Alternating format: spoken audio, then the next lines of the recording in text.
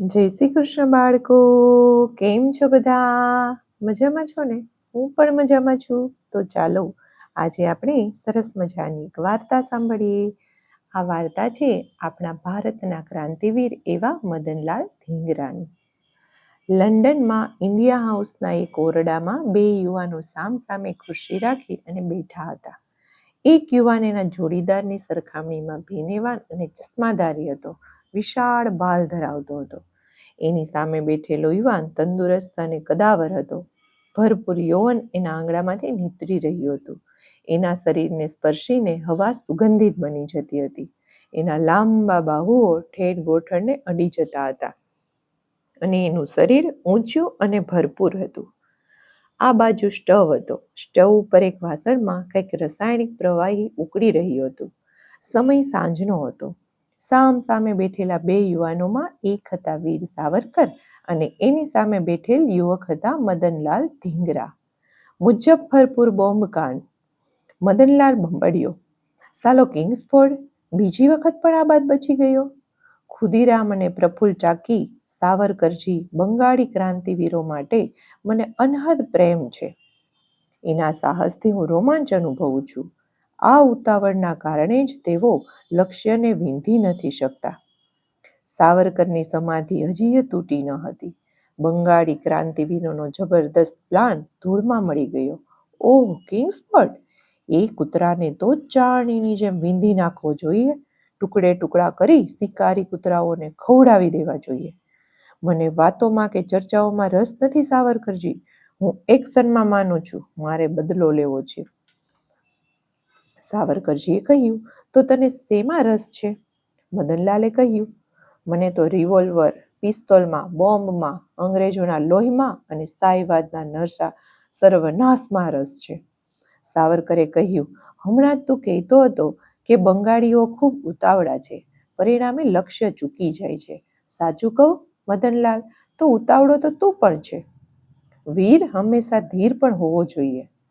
સાવરકર, મદનલાલ બંને મળી અને બોમ્બ બનાવી રહ્યા હતા. ફ્રાન્સ, ઇટાલી, જર્મનીમાંથી બોમ્બ બનાવવાનું પ્રશિક્ષણ મેળવેલા ક્રાંતિવીરોને સાવરકર હિન્દુસ્તાનમાં ધકેલતા હતા. ખુદ અંગ્રેજોની ધરતી ઉપર, છાતી ઉપર સાવરકર બોમ્બ બનાવી રહ્યા હતા. મદનલાલ સાવરકરની ચીસ સંભળાણી. મદનલાલ, જો આ ઉકળતું રસાયણ ઉભરાશે કે ઢોળાશે તો આપણા બંનેના કુચ્ચે કુચ્ચા થઈ જશે અને આ ઇન્ડિયા હાઉસની ઇમારત આખી ધરાશાયી થઈ જશે. સાવરકર સાણસી શોધી રહ્યા હતા, પરંતુ સાણસી મળતી ન હતી. મદનલાલ ઉઠ્યો અને પોતાની બે હથેળીઓ પોળી કરી.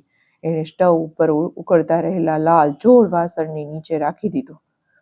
સાવ સાહજિકતાથી એણે વાસણ ઉંચક્યું અને ધીમેથી એક ટેબલ ઉપર મૂક્યું. માનવ માંસની દુર્ગંધથી હવા ફાટ ફાટ થઈ ગઈ. સાવરકરે જોયું તો મદનલાલની બંને હથેળીઓની ચામડી સળગી રહી હતી. મોટા મોટા ફરફોલા ઉપસી આવ્યા હતા. મદનલાલ, ત્યાં શું કર્યું? મદનલાલે કહ્યું, કશું જ નથી. મારી હથેળીઓ કરતાં આ રસાયણની કિંમત વધારે છે. સાવરકરે દોડી અને દવાની પેટી ખોલી અને કહ્યું, હું શ્યામજીને હમણાં જ ફોન કરું છું કે ડૉક્ટર મુખર્જીને લઈને હમણાં જ અહીં આવી જાય. મદનલાલે કહ્યું, ના ના ના, એવું નહીં કરો. હું મારી જાતે જ મારા ડૉક્ટર પાસે પહોંચી જઈશ. બોમ્બની ડિલિવરી આપણે આવતીકાલે આપવાની છે. તમે હવે પછીની પ્રક્રિયા શરૂ કરો, એટલે થોડી વેદનાઓ અનુભવું છું ને એનો પણ અંત આવી જશે. મને જેટલો રસ બોમ્બમાં છે ને એટલો હથેળીમાં નથી રહ્યો. 5 કલાકના સંઘર્ષ પછી સાવરકરે બોમ્બ તૈયાર કર્યો. મદનલાલ ત્યાં સુધી ચૂપચાપ સાવરકરના કાર્યને જોઈ રહ્યા હતા. જીવંત બોમ્બને નાનકડી સુટકેસમાં ગોઠવી અને લોક કરતા વીર સાવરકરે માથું હલાવ્યું. આ માલ હવે ડિલિવરી માટે તૈયાર છે. મદનલાલ ધીંગરાના પિતાજીનું નામ છે દીતામલ ધીંગરા. પરિવાર એમનો ખૂબ શ્રીમંત હતો, સુખી હતો. દીતામલ ધીંગરા ડૉક્ટર હતા. પંજાબમાં એ પ્રખ્યાત હતા. અમૃતસરમાં એની જોરદાર પ્રેક્ટિસ ચાલતી હતી. ડૉક્ટર દીતા અંગ્રેજોના પરમ ભક્ત હતા. કુટુંબ પણ વિદેશી રહેણીકરણીમાં રાહતું હતું. અંગ્રેજ અમલદારો સાથે સંબંધો કેળવવા, એમની સાથે અવારનવાર ભોજન માટે નિમંત્રણવા, ખુશ રાખવા એ ધીંગરા પરિવારનું ગૌરવ હતું. એવામાં મદનલાલનો જન્મ થયો. આથી સ્વાભાવિક છે કે મદનલાલ પાશ્ચાત્ય સંસ્કૃતિના વાતાવરણમાં ઉછરેલા હતા. પ્રાથમિક શિક્ષણ અમૃતસર અને ઉચ્ચતર કેળવણી માટે લાહોર આવ્યા. અહીંથી એણે બીએડની ઉપાધિ મેળવી હતી. કોલેજ કાળ દરમિયાન એની ઈચ્છા ઇંગ્લેન્ડ જઈ અને એન્જિનિયરિંગ કરવાની હતી. મદનલાલના મોટા ભાઈ એ વખતે લંડનમાં ડોક્ટર બનવા માટે વિદ્યા મેળવી રહ્યા હતા. બાળપણથી જ મદનલાલ નીડર, સાહસિક અને સ્વમાની હતા. ઇંગ્લેન્ડ જવાની અદમ્ય ઈચ્છા છતાં એણે પિતા પાસે પૈસા ન માગ્યા. કિંમતી, ઉમદા, મોંઘાદાટ વિદેશી કપડાં પહેરવાનો એને ભારે શોખ હતો. વાળ સમારવાનો, જુદી જુદી જાતના ગોગલ્સ પહેરવાનો, કિંમતી ઘડિયાળ પહેરવાનો મદનલાલને ભારે શોખ હતો. અંતરથી એનું શરીર હંમેશા મધમથતું હતું. હિન્દુસ્તાનને આઝાદ કરવાના રણસિંગા ઇન્ડિયા હાઉસમાંથી ફૂંકાતા. તીખા તમતમતા ભાષણો ઇન્ડિયા હાઉસમાંથી ધોધની જેમ વહેતા હતા. ઇંગ્લેન્ડના વર્તમાન પત્રોમાં હિન્દુસ્તાની પ્રજાની દુર્દશાના ચિત્રો અને બ્રિટિશ સામ્રાજ્યની જોહુકમીના ચિત્રો ઇન્ડિયા હાઉસમાંથી બહાર પડતા હતા. એવામાં વીર સાવરકર બેરિસ્ટર બનવા માટે લંડન આવી પહોંચ્યા અને પછી તો નક્ષત્રો વચ્ચે પૂર્ણચંદ્ર પ્રકાશે એમ સાવરકર પ્રકાશ્યા. મદનલાલ ધીંગરા તો મોજ શોખ, અમન ચમન અને આમોદ પ્રમોદનો જીવડો હતો. વીર સાવરકર ત્યારે 1857ની ક્રાંતિ વિશે માનનીય પ્રવચન આપી રહ્યા હતા. મદનલાલે પ્રવચન સાંભળ્યું અને પછી પારસમણી સ્પર્શે એમ લોહ કાંચન બની જાય. એવી જ રીતે મદનલાલ વીર સાવરકરના અનન્ય ભક્ત અને પરમ ઉપાસક બની ગયા. મદનલાલની અંગ્રેજ ભક્તિ, મદનલાલની ઇંગ્લેન્ડ ભક્તિ, મદનલાલની ટાપટીપ, મદનલાલના નખરા, કપડાં, આમોદ પ્રમોદ સાવરકરની આગ ઝરતી વાણીથી ભસ્મસાત બની ગયા.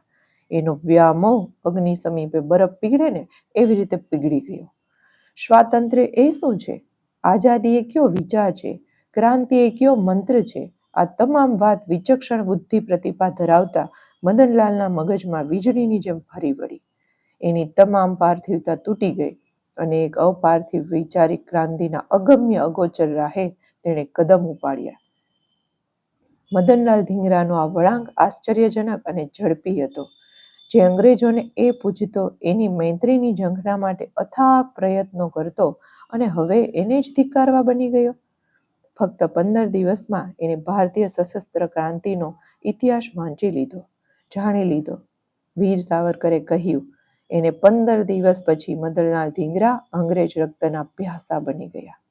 એને રિવોલ્વર મેળવી, નિશાનાબાજી શીખી લીધી, શરીરને વ્યાયામ કેળવી અને વજ્ર જેવું બનાવ્યું અને બોમ્બ બનાવવાની કલા હસ્તકલા કરી લીધી.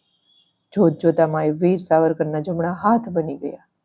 મે માસની 10મી તારીખે વીર સાવરકરે ઇન્ડિયા હાઉસમાંથી 1857ની ક્રાંતિની અર્ધ શતાબ્દીની ઉજવણી માટે એલાન કરી દીધું અને છાતી ઉપર બિલ્લાઓ લગાવી અને સ્વયંસેવકો ફરવા લાગ્યા. મદનલાલ પણ છાતી ઉપર બિલ્લો લગાવી કોલેજમાં ગયા. એટલે અંગ્રેજ યુવકો છોડાઈ ગયા અને મદનલાલ ઉપર તૂટી પડ્યા. આ બિલ્લો ઉતારી નાખ ધીંગરા. ધીંગરાએ કહ્યું કે આ દેહમાં પ્રાણ છે ત્યાં સુધી તો એ બિલ્લો નહીં જ ઉતરે. અંગ્રેજોએ કહ્યું તો અમે બળજબરીથી ઉતારી લેશું.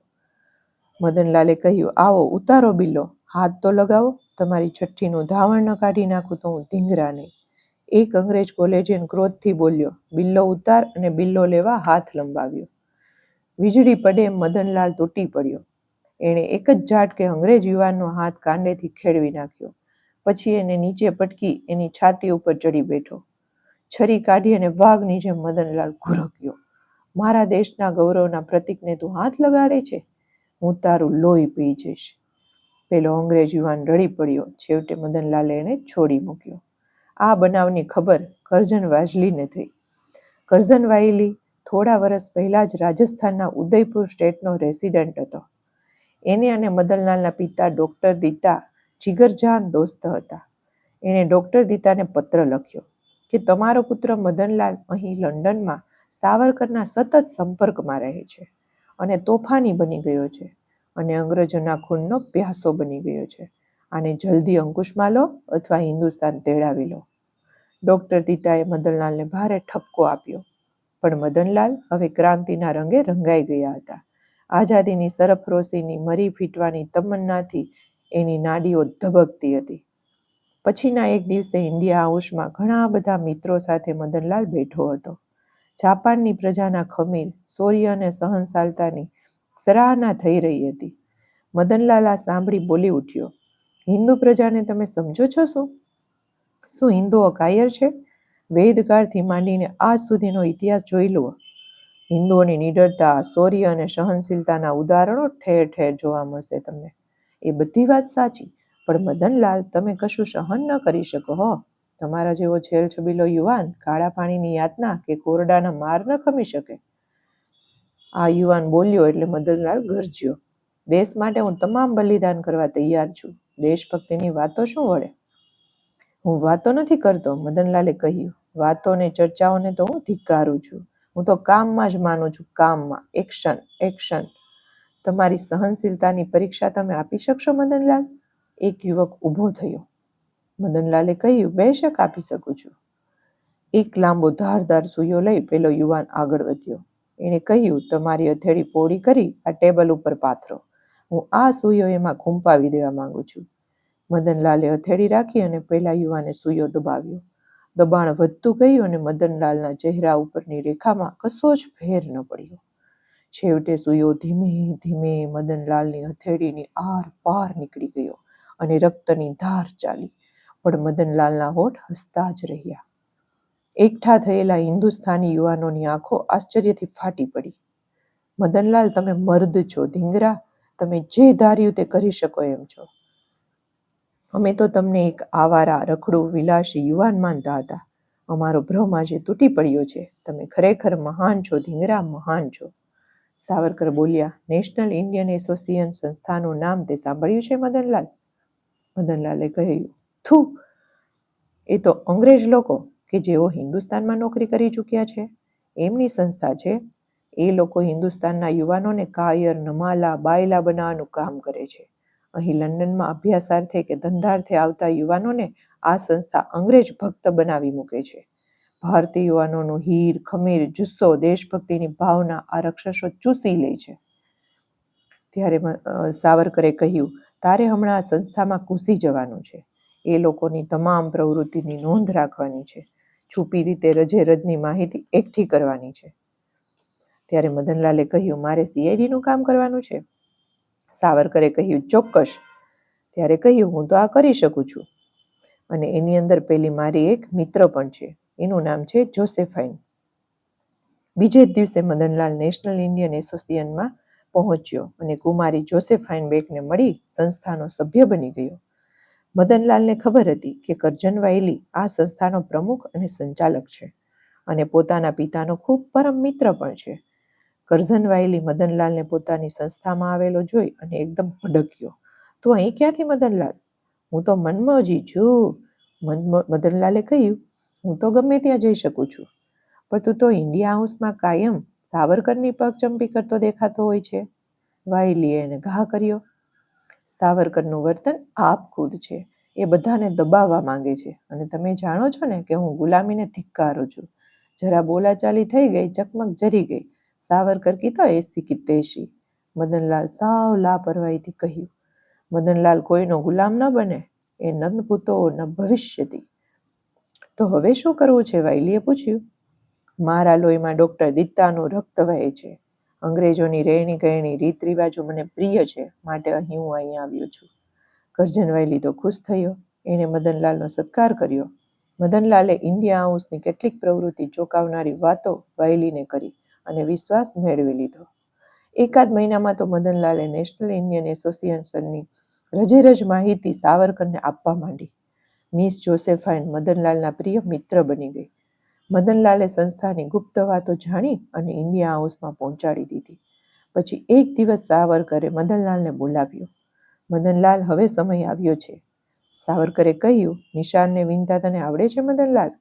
મદનલાલ સમજી ગયો અને એ ખુશ થઈ ગયો. તો તમે મને રજા આપો. રજા છે, પણ સાવધાન રહેજે. સાવરકરે કહ્યું, તારો અંજામ શું હશે એ તું વિચારી લીધું, મદનલાલ? મદનલાલે કહ્યું, અંજામ કીધો એસી કી તેસી. અને મદનલાલ તો તરત નીકળ્યો બહાર. ઈસવીસન 1909 જુલાઈની માસની 1લી તારીખ નેશનલ ઇન્ડિયન એસોસિએશનનો વાર્ષિક સમારોહ દિન હતો. મદનલાલે સવારે જ ભોજન લઈ લીધું. પોતાની પ્રિય પિસ્તોલ અને રિવોલ્વર લઈ તથા ચાકુથી કોટ અને પાટલુના ખિસ્સા ભરી એ સાંજે 6 વાગે જહાંગીર હોલ કે જ્યાં સમારોહ ઉજવાઈ રહ્યો હતો ત્યાં જઈ પહોંચ્યો. રાતના 8 વાગ્યા. ગોરા પુરુષો અને નર નારીથી જહાંગીર હોલ ખીચોખીચ ભરાઈ ગયો. શરાબ અને નાસ્તાઓ, નાચ ગાયન અને હાસ્યના ફુવારાથી વાતાવરણ સભર બની ગયું. ભાષણો થયા, હાસ્ય મજાકની હળવી વાતો થઈ. રાતના 11 વાગે કરઝન વાયલી બધાની સાથે હસ્તધૂનન કરતો હતો અને આગળ વધતો હતો. મદનલાલ પાસે પહોંચ્યો અને કંઈક વાત કરવા ગરદન નમાવી. મદનલાલ 2 ડગલા પાછળ હટ્યો અને કોટના ખિસ્સામાંથી પિસ્તોલ કાઢી અને નિશાન લઈ અને ટ્રિગર દબાવી. તાઈ તાઈ! કરજન વાયલી તો ઢળી પડ્યો. એની છાતીમાંથી રક્તનો ફુવારો છૂટ્યો. મદનલાલે વધુ 2 ગોળીઓ છોડી અને સાવ ઠંડો બનાવી દીધો. મદનલાલે વધુ 1 ગોળી ચલાવી અને ભોંય ભેગો કરી દીધો. જહાંગીર હોલમાં જ્યારે પોલીસ આવી અને મદનલાલને ગિરફ્તાર કરવા આગળ વધી, ત્યારે એણે કહ્યું, 1 મિનિટ, હું મારા ચશ્મા પહેરી લઉં, પછી મને તમે ગિરફ્તાર કરી શકો છો. મદનલાલે જ્યારે વાયલીની હત્યાનો સંકલ્પ કર્યો હતો, ત્યારે જ એણે પોતાનું લેખિત સ્ટેટમેન્ટ તૈયાર કર્યું હતું અને પછી જ જહાંગીર હોલમાં પગ મૂક્યો હતો. એનું સ્ટેટમેન્ટ પોલીસે છીનવી લીધું અને ક્યારેય જાહેર ન કર્યું. બીજે જ દિવસે કરજન વાયલીની હત્યાના સમાચાર પ્રગટ થયા. હિન્દુસ્તાનના ક્રાંતિકારીઓ મદનલાલના પરાક્રમથી નાચી ઉઠ્યા. લંડનની અદાલતમાં મદનલાલ ઉપર કાર્યવાહી થઈ. મારું લેખિત બયાન પોલીસે આંચકી લીધું છે. મદનલાલે કહ્યું કે મારું બયાન એ બયાન છે. એ બયાનને હું કોર્ટમાં વાંચવા માંગુ છું. એ સિવાય તમારા બચાવ માટે તમારે કંઈ કહેવું છે? મદનલાલે કહ્યું, કશું જ નહીં. મેં જે કંઈ કર્યું છે એ મારા દેશની ઇજ્જતની રક્ષા માટે કર્યું છે. મારા દેશનું ગૌરવ વધારવા માટે કર્યું છે. દેશભક્તિથી પ્રેરાઈને કર્યું છે. જે હુકુમત સદીઓથી મારા દેશવાસીઓનું રક્ત ચૂસે છે, એની પાસેથી ન્યાયની કોઈ અપેક્ષા હું રાખતો નથી. તમારાથી થાય એ કરી લો. તમને તમારા કૃત્યથી કશો પશ્ચાતાપ નથી થતો? મદનલાલ. પશ્ચાતાપ? મદનલાલ તો ગરજ્યો. મેં એક પવિત્ર કામ કર્યું છે. હું ખુશ છું. મને ફાંસી આપી દો. 16 ઓગસ્ટે 1909ની સાંજે મદનલાલે સાવરકરને કહ્યું કે મારા આ પાર્થિવ શબને કોઈ વિધર્મી અડકે નહીં. હિન્દુ વિધિથી અંતિમ સંસ્કાર કરજો અને મારી મિલકત તમામ, સામાન બધો જ અને જેટલા નાણાં છે એ બધાને રાષ્ટ્રીય સેવામાં વાપરજો. આ હતો હિન્દુ ક્રાંતિવીર. જય હિન્દ! ભારત માતા કી જય!